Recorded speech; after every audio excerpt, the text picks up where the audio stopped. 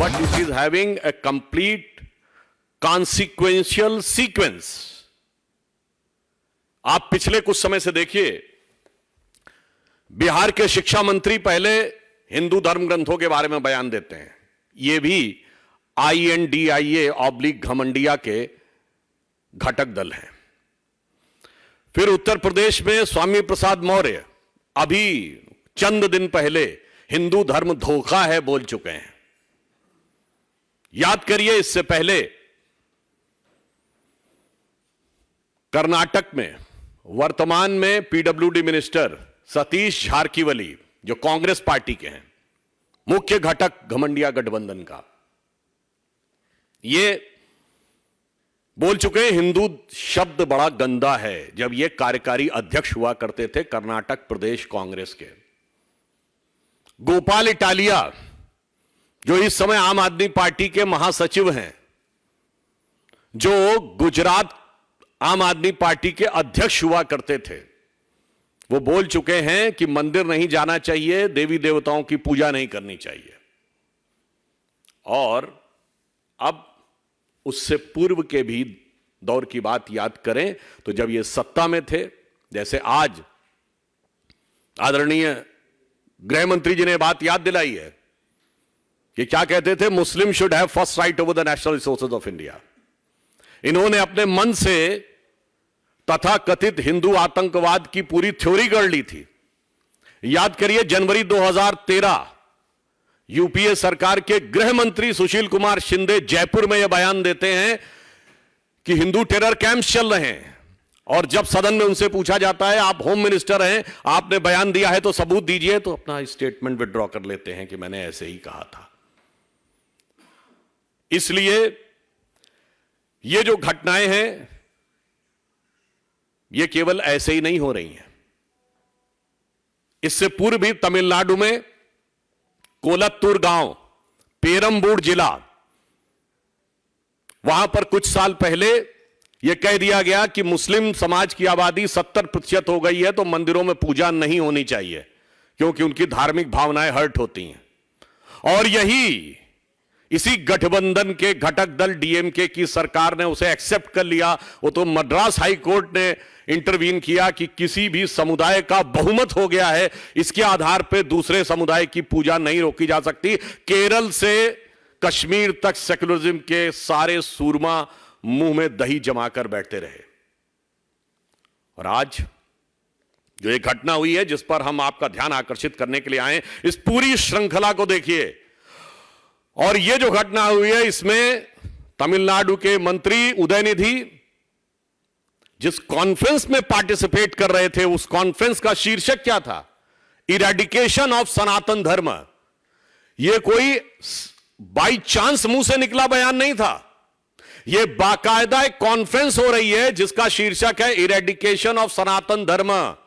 हिंदी में कहेंगे सनातन धर्म का समूल नाश। इरेडिकेशन की हिंदी हुई सनातन धर्म का समूल नाश। और ऐसा भी नहीं कि वो सीधे बयान दे रहे थे, आप सबने वो क्लिप देखी होगी, पढ़ रहे थे कागज से। इसका मतलब it was well thought after, well written, with a proper design, with a proper conclusion। और यह भी मुझे आश्चर्य हो रहा है, मुंबई में बैठक खत्म हुई और 24 घंटे में धमाका।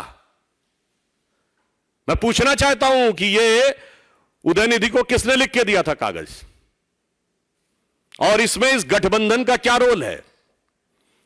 मुंबई में आपकी बैठक खत्म होती है और 24 घंटे के अंदर आप यह बोल देते हैं कौन सी योजना बनाई थी आपने। और जब आप किसी समुदाय, किसी संस्कृति के समूल नाश की बात करते हैं, तो मैं कहना चाहूंगा unequivocally and technically it is the case of hate speech, and we are not having any ray of hope from any government of this INDIA/Ghamandiya Gadbandhan. So I would like to remind that the Honorable Supreme Court of India has given an observation that they will take a suo motu cognizance of any hate speech. So I hope that the Honorable Supreme Court will be keeping an eye and will be having the strict vigil and will take appropriate step on this utterly unequivocal, damaging, violence-provoking hate speech, because it is not only insult, it is saying eradication, means to finish. और मैं यह भी कहना चाहता हूं कि कई बार कहा जाता है कि we want to digress the issue. I would like to remind to Mr. Rahul Gandhi that during his so-called Bharat Jodo Yatra, when he was passing through Tamil Nadu, he has taken in his yatra Mr. George Punia, who has openly said that he wears the shoes because he considered the land of Bharat Mata apavitra, and he doesn't want his feet to be touched on this holy land. ये दुकानदार का असली किरदार है। ये मोहब्बत के नाम का हो रहा वोट का असली व्यापार है। और जब डाइग्रेस द इशू की बात करते हैं तो मैं ये भी याद दिलाना चाहता हूं, ये आरोप लगाते हैं कि हम लोग हिंदुत्व की राजनीति करते हैं। मैं याद दिलाना चाहता हूं, जब हम प्रधानमंत्री श्री नरेंद्र मोदी जी के नेतृत्व में जिसके ऊपर ये आरोप लगाते हैं, आज मैं पूछना चाहता हूं इस गठबंधन से, we are having the growth rate of 7.8%, which is highest among all the major economies of the world. मैं पूछना चाहता हूं, ये तथाकथित जो कहते हैं हम विकास की बात कर रहे हैं, इनके दौरे हुकूमत में एक साल बताएं जब पूरे विश्व में सबसे ज्यादा ग्रोथ रेट भारत की हुई हो। नहीं है।